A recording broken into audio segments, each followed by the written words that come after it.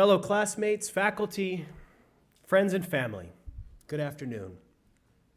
I approached each of the U.S. presidential candidates for guidance as to what this occasion means and how we might commemorate it. Senator Bernie Sanders was gracious, if perhaps a little too honest. Congratulations! You have graduated from a school ranked in the top 1%.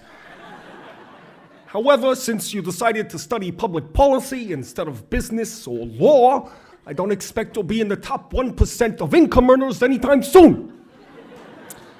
In any event, I look forward to receiving your small dollar donations, at least for the next 48 hours before I suspend my campaign.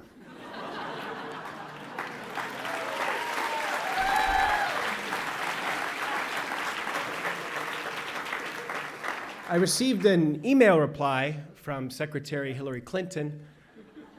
Unfortunately, I wasn't able to afford the speaker's fee that she requested for her guidance on this event.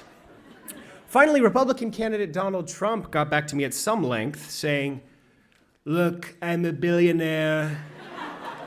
I'm very rich, I'm very smart, so it means a lot when I say the Harvard Kennedy School is terrific, one of the best of all time, okay?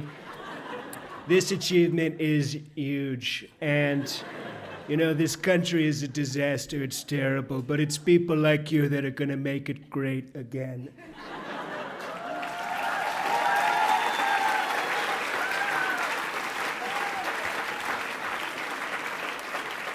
All joking aside, though, as we reflect on the past 2 years and look to the future, I have some thoughts I'd like to share, and I'll start with an anecdote.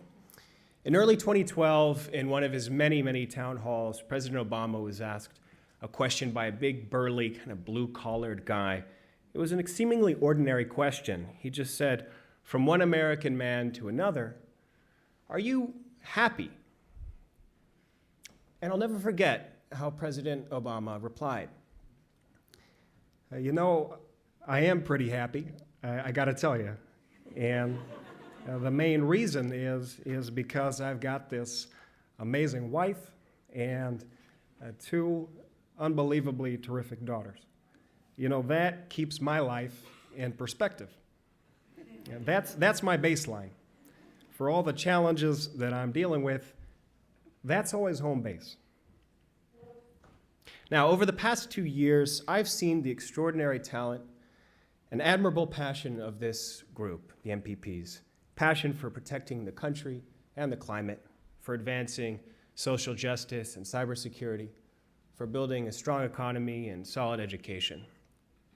I have every confidence that this group right here is bound for great things. But I've also come to know the stories of how you've gotten here, and they are rich with indispensable characters. There's Bashir's uncle, the man who raised him as a son after Bashir's father was taken political prisoner by the Libyan dictatorship. There's Norma's mother, a woman who ventured into the unknown, risking herself to emigrate to the United States to provide a more hopeful future for her daughter. There's Emily Norman's community in the small dairy town of Griswold, Connecticut. Her neighbors took turns driving her the 30 miles to the local school so she could be among the very few in her town to go to college. The truth is that we all have a story of family or of a team, players who showed selflessness and generosity, courage and love to bring us to this place. These people reveal that our achievements are not ours alone.